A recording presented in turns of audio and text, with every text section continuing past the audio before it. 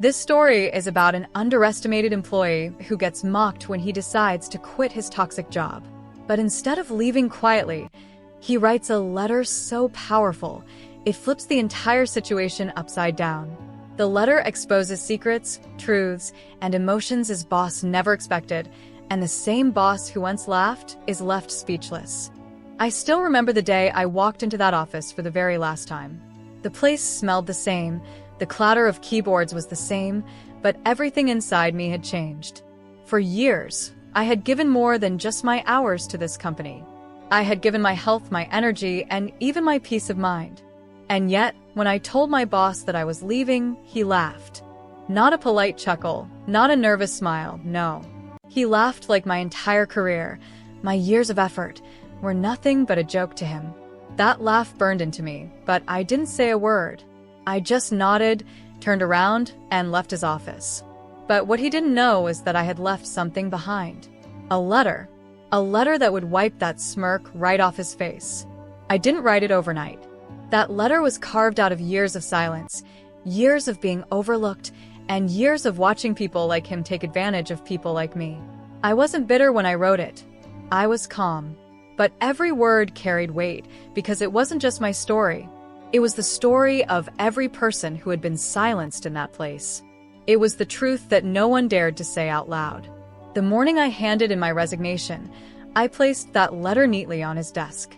He barely glanced at it, too busy with his coffee and his arrogance. But later, when the office grew quiet, he read it. Line after line, his grin faded. His shoulders sank. The letter didn't shout, it didn't scream. It spoke with dignity, with facts, and with memories that he had long buried under his pride. In that letter, I reminded him of the first day I joined. I was young, hopeful, and willing to work harder than anyone else. I stayed late when no one asked me to. I filled in for people when they fell behind, and I never once complained. He used to pat me on the back then, telling me I was the future of the company. But over time, those pats stopped. Praise turned into criticism, and opportunities were handed to others. Others who played politics better, others who bowed lower, others who were willing to sacrifice their dignity for his approval. I told him how I watched people with real talent walk out of those doors because they were never seen for who they truly were. I told him about the countless nights I stayed awake, not because of deadlines, but because of the humiliation I carried home. The way he dismissed my ideas in meetings, only to repeat them later as his own. The way he promoted people who flattered him, while the ones who carried the real weight were forgotten. And then, I reminded him of the day that broke me. The day he laughed. The day he made it clear that in his eyes, I was replaceable. That I was nothing more than a disposable cog in his machine. That laugh was more than just sound, it was proof.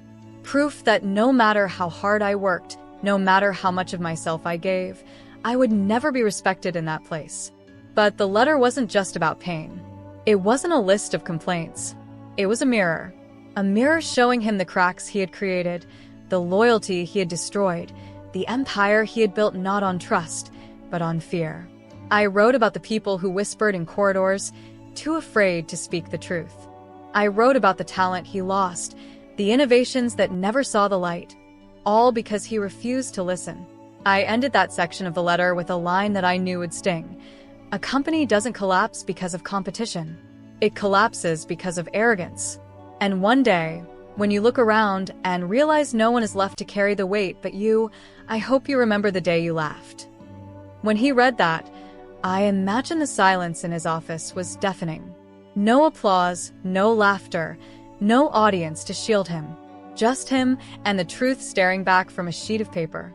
What he didn't know was that copies of that letter were not just for him. I had left one with HR, another with the board, and another, quietly, in the break room, where every employee could read it. Within hours, whispers turned into conversations. Conversations turned into voices. And voices turned into courage. The same people who had once lowered their heads began to lift them. Not because I told them to, but because the truth gave them permission. The letter was not my revenge, it was my freedom. It was the weight lifted from my chest. But for him, it was a burden he could never set down.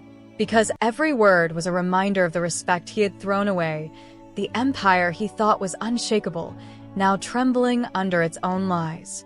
And as I walked out of that office for the final time, I didn't look back. I didn't need to. I knew what was happening behind me. The same man who once laughed at my resignation was now sitting in silence, his face pale, his confidence shattered. For the first time, he couldn't hide behind his title, his corner office, or his fake smile. For the first time, he was just a man confronted by the consequences of his own actions. I didn't quit because I was weak. I quit because I was done playing small in a place that refused to see me. And that letter? That was my way of making sure he never forgot me. Not as an employee, not as a name on a payroll, but as the person who dared to tell him the truth he had run from his entire life. The truth doesn't shout, but it never dies. It waits, quietly, until the day it is finally spoken. And on that day, it doesn't just wipe the smile off a face. It changes everything. By the next morning, the office was no longer the same. It felt heavier, like the walls themselves had absorbed the weight of the words I had left behind. People moved differently. They weren't rushing to please. They weren't smiling out of fear. There was a quiet energy in the air, the kind that comes just before a storm. My letter had started something, and though I was no longer there to see it, I could feel it in the messages that poured into my phone. At first, they were whispers of gratitude. A simple text from a colleague. You said what we all wanted to say, but never had the courage to. Another message. Your words gave me hope. Maybe we don't have to live like this anymore. And then more followed, people who had long been invisible finally finding a voice. My phone lit up, not with empty notifications, but with echoes of a truth finally unleashed. Inside that office, my boss sat alone in his glass chamber. For years, those walls had given him power, a perfect window from which to look down at everyone else.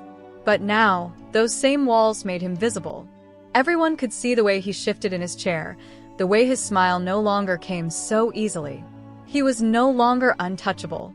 He was exposed. They said he tried to brush it off at first.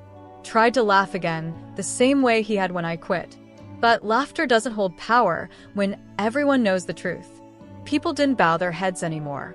They looked at him differently, and that look is heavier than any words. Because once respect is gone, no amount of authority can bring it back. The letter had done more than confront him. It had given people permission. Permission to ask questions, permission to challenge, permission to dream beyond the four walls that once caged them. Meetings were no longer filled with silence. People began speaking up, calling out the things that had been ignored for too long. Every time someone raised their voice, he heard my words echo in the back of his mind. A company doesn't collapse because of competition. It collapses because of arrogance. He tried to push back, tried to regain control. But control built on fear is fragile. The more he demanded, the less people obeyed. They weren't afraid anymore, because once you've tasted freedom, fear loses its grip. I heard that even the board began to ask questions. They wanted to know why one of their best employees had walked away not with bitterness, but with conviction. They wanted to know why someone who should have been a leader had been reduced to silence for so long. And when they read the letter for themselves, they began to see the cracks that he had hidden for years. The truth is, I didn't just leave a job behind. I left a mirror in that office, and he couldn't escape it. Every time he saw someone whispering, he wondered if they were talking about him. Every time he saw a document on his desk, he feared another letter might be waiting. That's the thing about truth. It doesn't end with one person. It spreads. It grows. It breathes life into those who had forgotten what it meant to be alive. For me, life outside those walls was different. For the first time in years, I woke up without dread. I didn't measure my worth by the approval of a man who laughed at me. I measured it by the freedom in my chest, by the peace in my mornings. And yet, I carried no hatred. Hatred chains you to the past. I had no desire to be chained anymore. But for him, the chains were just beginning. He walked through that office like a man haunted, every face reminding him of the empire he had built and how quickly it was crumbling. People didn't fear him anymore, and once fear is gone, the mask slips. They saw him not as a leader, but as a man who thrived on arrogance and ignorance. There's a story someone told me later. They said they saw him one evening, long after everyone had gone home, sitting alone in that glass office with my letter in his hands. His face was pale, his shoulders heavy. He read it again and again, like he was searching for a way to twist the words into something less painful. But truth doesn't bend. It only reflects. And in those words, he saw himself not as he wanted to be remembered, but as he truly was. What he didn't realize was that my letter wasn't meant to destroy him. It wasn't revenge. It was revelation. It was the light turned on in a room that had been dark for too long. What he chose to do with that light was up to him. He could either change or he could drown in denial. And as days passed, it became clear which path he was walking. Denial clung to him like a shadow, and the more he fought, the more isolated he became. The employees, however, found something else in those words. They found unity. They began to talk about change, about building a workplace where dignity wasn't a privilege, but a foundation. They realized they didn't have to settle for less. They didn't have to keep quiet just to survive. And once that seed was planted, there was no turning back. For years, he had thought that loyalty came from authority, that as long as he held the power, people would stay. But loyalty isn't bought with fear. It's earned with respect. And when respect is lost, the foundation crumbles. My letter had simply pointed out the cracks that had always been there. I left that chapter of my life behind, but my story stayed within those walls. It became a reminder that silence is not strength, and that dignity is not optional. And though I walked away, I knew that the day he laughed at me was the day his empire began to fall. Not because I destroyed it, but because he had built it on a hollow foundation. Every laugh he ever used to belittle someone, every dismissal, every moment of arrogance, it all caught up to him in one simple truth written on paper. And in the end, it wasn't me who lost. It wasn't the employees who lost. It was him, sitting alone in his glass office, realizing that the walls he built to make himself powerful were now his cage. And sometimes, silence doesn't mean weakness. Sometimes, silence means patience. Patience until the right words are spoken, until the right moment arrives. That letter was my silence breaking, and once it was broken, there was no going back.